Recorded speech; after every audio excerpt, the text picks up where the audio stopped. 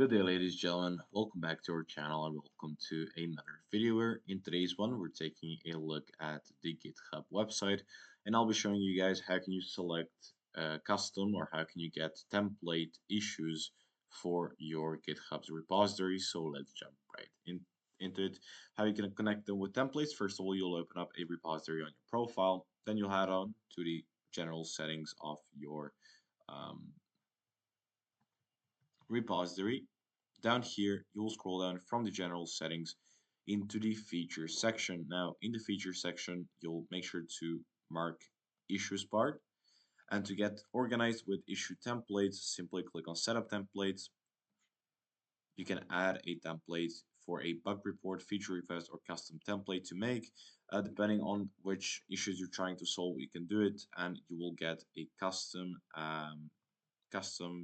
template answer to certain issues that are kind of standardized and that appear very often. So that's it. That's how you select a template for your issue.